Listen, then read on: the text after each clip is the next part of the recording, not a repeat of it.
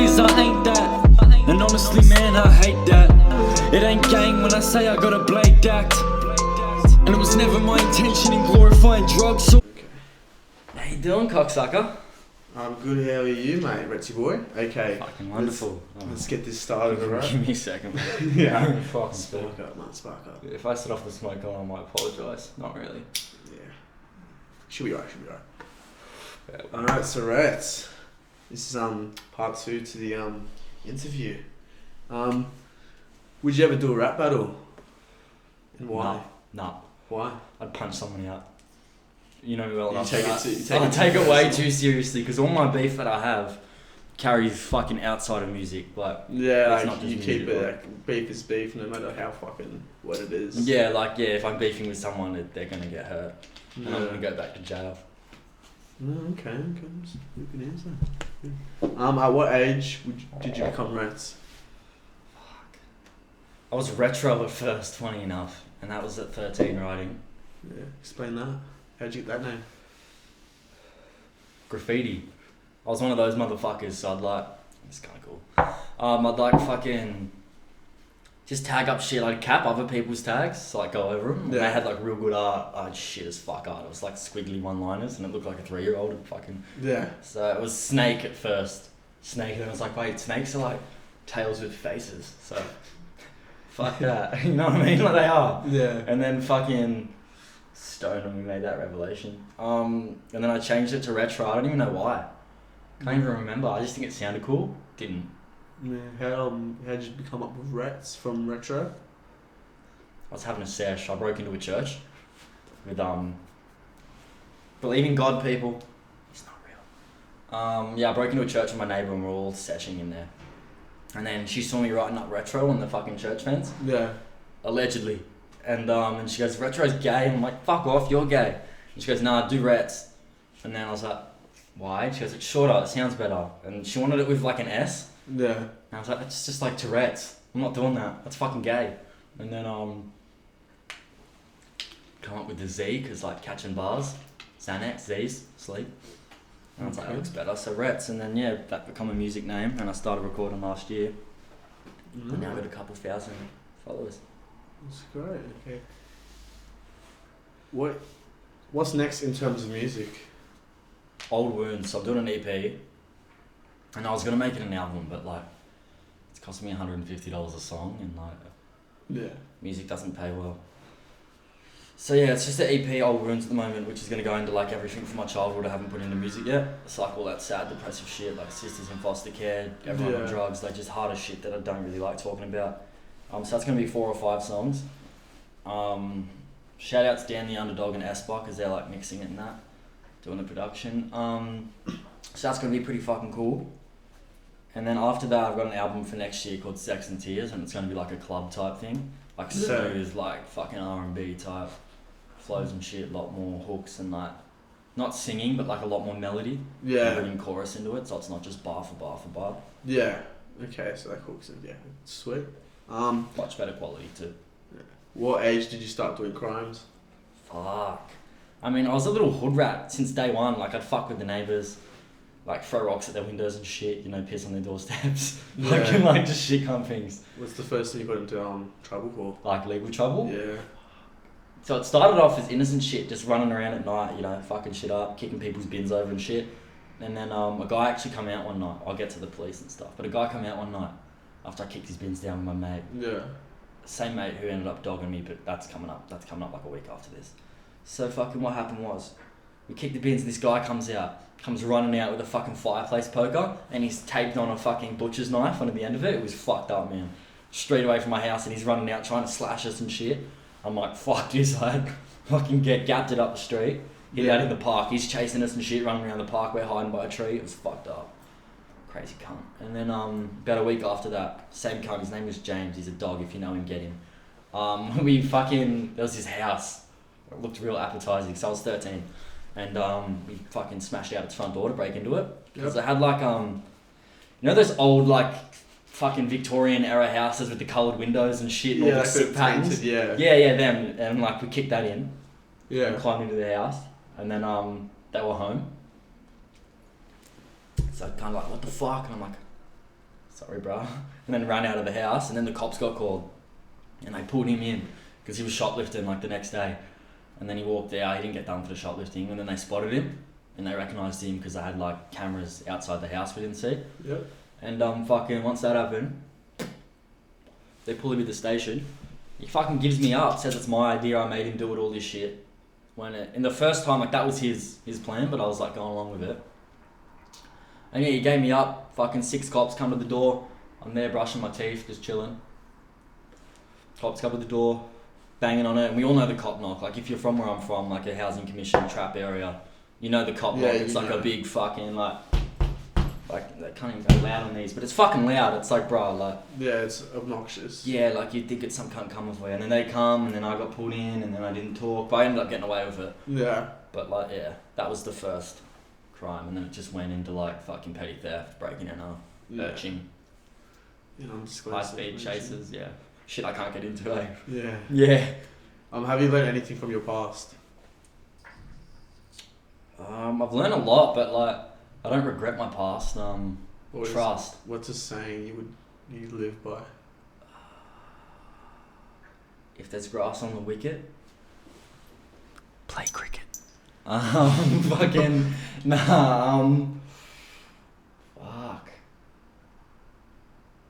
I reckon. Right, hold on. Fuck, mate. Can't even see it on the fucking camera. I don't think. Loyalty. Fucking. Right no, there. I can't see it really, but fuck, yeah. I got loyalty on my arm, right? It's there. Right. If you see this stuff, you will see the tattoo. You'll see the tattoo. Loyalty, like be careful who you trust, because like everyone was dogging me when they'd get pulled in for interviews and shit. Like they'd straight up be dogging me, and I'm like, what cunt? Fucking, and then Flo's music, Flo's De Leone. Fucking strong and loyal, keep your lips locked. That's a good saying. Like SAL. Yeah. Strong and loyal. Like that's. I was gonna get strength tattooed here. That's like loyalty, SAL, to like keep quiet, because like fuck snitches. That's as low as you can get, man. Yeah. What's it like going to rehab? Shit, tried to kill myself the first night here for the fucking. With the tie that my mate water caught. Tried to hang myself off the door. And I know it wasn't the tie that time actually. That was when I was wanking. But like the tie was pants. Yeah, pants. Told you that story. Yeah, pants, man. And they fucking ripped and I fell. Like it was fucked. And like there was cold sweats. It was just a horrible thing. Like it's good now I'm sober, but like don't touch drugs. Like you don't want to end up in a rehab. It's not a fun place to be. Cunts are crazy. Cunts are screaming at night. Fucking there's dickheads and snitches all on the floors. Yeah, it's pretty fucked up. Let's say that. Are you still sober? Unfortunately. Unfortunately, yes. Yes. Contradicting just your whole last saying, but yeah. Yeah. Yeah. Would you ever do a show in Perth? Yes. I'm at the stage now, right, where I'd travel anywhere to do a show. But not a lot of places want to run the type of music I do. Like, I hear back from them, they say it's too dark. Yeah. I'm like, well, fuck you. I'm not going to go singing happy shit if I'm not a happy person. Like, No. I'll stick to doing dark shit. I'd stick to doing whatever the fuck I want. It'll take off if it's meant to take off. Like, people fuck with it already, so Exactly. I'm not going to tone it down to get played. Fuck that. Yeah. What features do you got coming up? Fuck. JUF, curses mate. That. I'm trying to get Little Snow on the track. Yeah. But like, he's a shit cunt at replying. And doing a 50 Cent remix with VK. She's like, if you haven't heard her shit, run it up. She's pretty cool.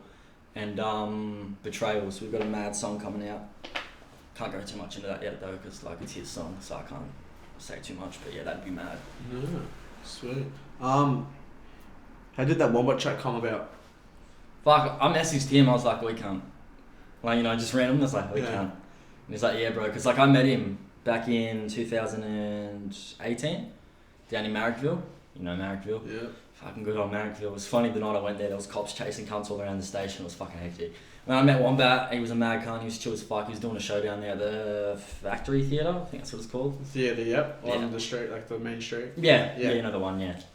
I met him there. He was a sick cunt, and so I messaged him and I was like, "We sent him the photo." I was like, "Remember me?" He's like, "Yeah, cunt, yeah, cunt." And I was like, "You did a mad track a while ago. I got the same beat. Can we fuck with it? Like, you could put me on, like." And he was a sick cunt. He's like, "Yeah, you just gotta get Fly Lucine in on it too, because that's like his day one." And like I was like, "Yeah, eats what." And so that just come about. Like he let me do it. I sent it back to him, the samples and stuff. He was like, "Yeah, it's dope. Fucking run it." I was like, "Fucking oath." It's on Spotify now too. If you haven't looked it up, Lost in the Smoke. Run it up. Retz, Wombat, Fly the Scene. It's fucking awesome. Sweet. What are your thoughts about Adelaide? You living here or are you gone? I'm fucking going. I love Adelaide, don't get me wrong. Adelaide's where it's at. Sydney's a fucking... Look, chances are I'm going to re-offend and disappear for a few months, but yeah, no, I'm going back to Sydney. It's just my home ground, you know what I mean? My mum's there, setting up a studio there.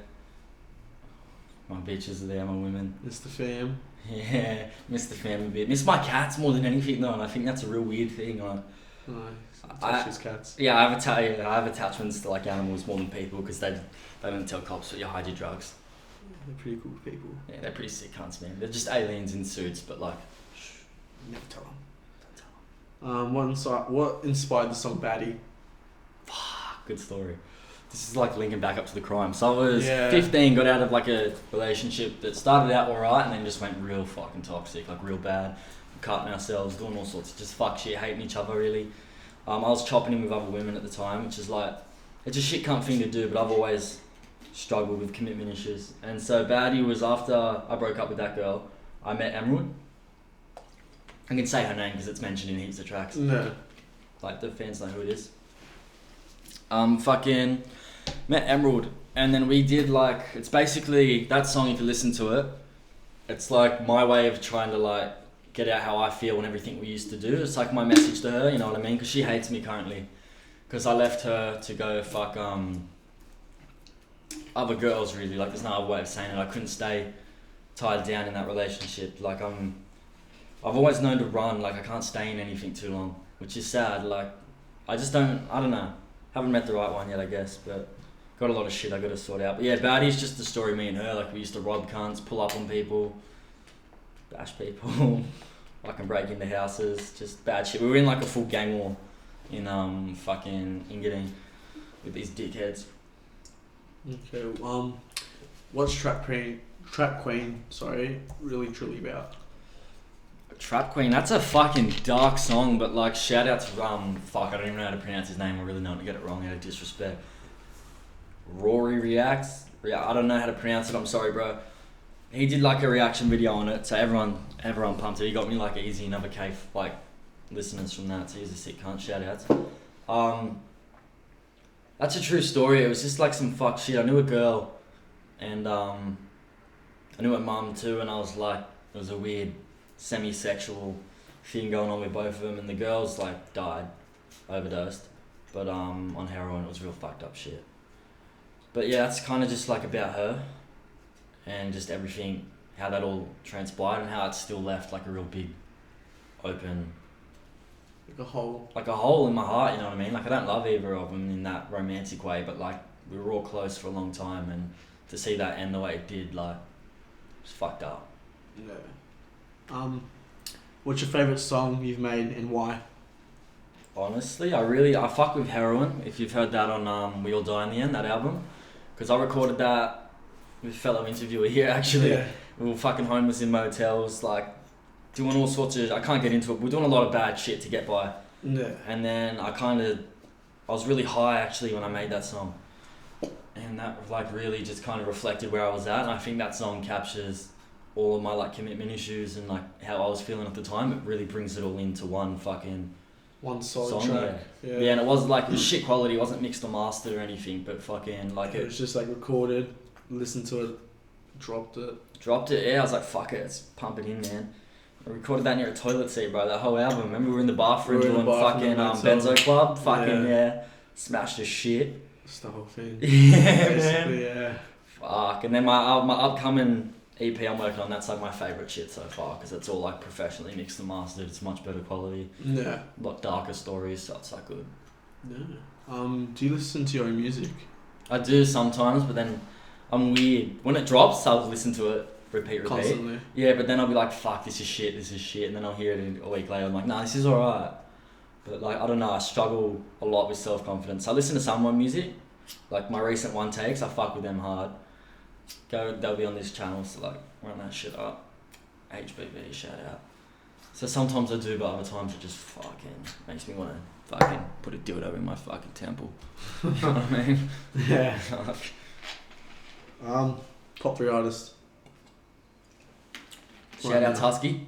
Yep, Husky. Husky, 100%, bro. I'm gonna hands down say recalled. Nothing in Oz will beat that. No way. That EP was fucking solid. If by any chance, I doubt it, that Husky does watch this, check your fucking DMs, lad. Stay out of jail, you dickhead. Check your DMs and let's fucking get some shit going, man. Yeah. I would kill cunts to work with Husky. That EP is fucking... man, if I ever got the chance, I don't know you met him. Yeah. But if I ever got the chance, man, like, I love his shit, man. Relatable. It's like we come from that. Like you come from that. Yeah, I come from that. Yeah. Like that's no artist has ever put it down the way Husky did, and no one ever will. Like that style is fucking. His flow's amazing. Yeah, like it's Husky, bro. That's number one.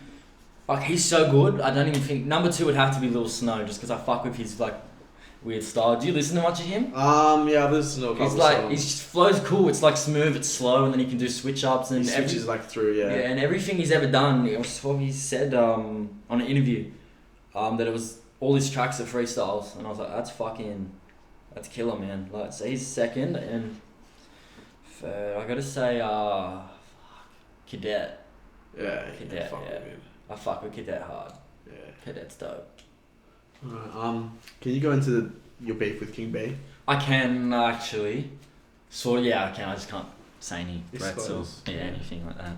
Because, yeah, we're on parole. Yeah. Fucking... Basically, so how it started was he was fucking with my friend Nazar, who's got like... He's killing it with music, visual design. He's a tattoo apprentice. He's doing all sorts of cool shit. He's with 870 Culture or something. I think that's what it's called. Sorry if I got it wrong. So he was picking on him because he has like... I wouldn't say lisp, but he's like a slight, like really slight.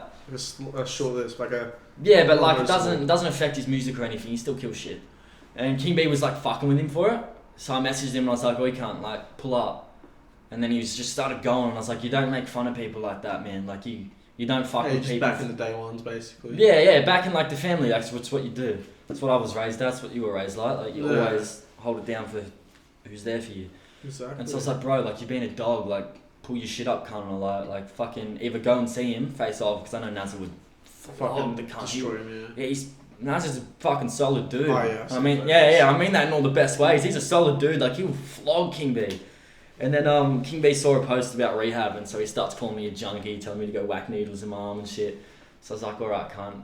Like, come. I dropped my address where I was staying at the time, and I was like, rock up, bro, rock up, because he just kept going. I kept ignoring him. He kept going for weeks. And then as soon as I dropped the address, he's like, oh, no, I don't want beef now, eh? And then he blocked me. So, like, that was the beef there. And he's hyping on he's going to do, like, a fucking mad diss track to all of us and that. But it's like, bro, you're not even on Spotify or anything. You're a SoundCloud mumble rapper. Like, you ain't shit, bro. Yeah. Do you feel guilty for the things you've done? I feel like the right answer to say would be yes, but not really. To be honest. Like, because I've learnt from it. I feel guilty for the pain I've put some of my exes through, if anything, in my family. I feel shit for that. Yeah, the guilt there. There's always guilt there. Yeah, but not for anything else, not for any artist I've dissed, not for any beef that I went up against, because everyone I've ever fought or had like wars with and street wars and shit, they were part of it. Like, they were in that life. Like, yeah, they did it. Yeah, I've never fucked with an innocent person in my life. Like, everyone had it coming. Everyone had it coming. They were asking for it. If you're in the life, you're in the life. Like, and if you're just pretending to be in the life, real will get you. Like, yeah. Everyone thinks they're a savage until they're pulled out by hard cunts, and then it's like, fuck. Yeah. So yeah, not much guilt there. What's HBB? HBB, I love HBB. HBB was Heartbreak Boy. That was like my thing. I did a fucking way back. First thing I dropped was like a SoundCloud EP called Heartbreak City. After a shit song called Bloodstone, and everyone was just commenting Heartbreak Boy, like filling the comments up, and I was like, fuck, like I actually like that, because like 80% of my music's heartbreak songs. And so I was like, yeah, I fuck with that. So I just shortened it into HBB, and then like I have a close group of fans, so I consider family now. Like, because without them, I'd be nowhere. And like, I help them through their shit. They try to help me through my shit. Yeah, I know who you're talking about. Yeah. And so I was like, well, fuck it, bro. HBB family, like, it's a family, man. So it's like, even the supporters are, but like, you know, everyone's HBB family. Everyone, man. HBB family, like, so it's basically the heartbreak family. Everyone that's been through pain or is struggling or, you know, everyone's suffered loss or heartbreak at least once in their life. So it's a family of everyone that can kind of feel together, and I'm there for all of you, like, through anything. No matter what I'm going through, you're you're always there for family. Yeah. What message are you trying to get out in your newest album, Sinking? So I was honestly, I don't really fuck with that much. Like, there's good songs, but I really wish I took time to rehearse them more. But that was mainly me just trying to get back into writing after drugs, because the last work I did on that, I was eating like fucking 15 pills a day, man. Getting faded as fuck, writing killer shit. Yeah. Like, I still think We All Die in the End's gonna go down as one of my best fucking albums. 100%. It's smooth, it's catchy, like, there's some fucking melody to it, there's some bars, there's even singing and auto-tune, like, it's a bit of everything, man. A bit of everything, happy shit, sad shit, like, it was just a real good ride. And so Sinking was me trying to, like, fucking come to terms with who I had to be now, and I felt like I was sinking under the pressures of everything. Like, the pressure of trying to keep an artist, like, fan base going, not letting down anyone close to me. So I was just sinking under all that shit, so I was in a real dark space. And I just felt like my music wasn't really worth it. But I thought, fuck it, you know, none of those tracks were professionally mixed or mastered either, because we had no money. I was in a rehab recording it. Yeah. So it's like, fuck, you know, you gotta do what you gotta do. I'm like, people who fuck with me, they fuck with what I'm saying, they don't care about the quality. Yeah, they fuck with you. Yeah. I'll quickly say, that was the last question, basically, because you basically answered that. It was a two-part question. Yeah. And we are complete. Too easy. HBB. August 3rd. August 3rd. Old Wounds comes out, all platforms. Run that up. Follow me on fucking Spotify, Retz, or iTunes, Google Play, whatever the fuck you Apple fucking Music, everything. Apple Music, everything. I'm everywhere, man. Go run it up. But Sinking is only on Spotify because Apple Music had a problem with it, because I have real sad song on there called 555, but we'll get into that in a later interview. Yeah. But yeah. Peace out. Peace out, motherfuckers.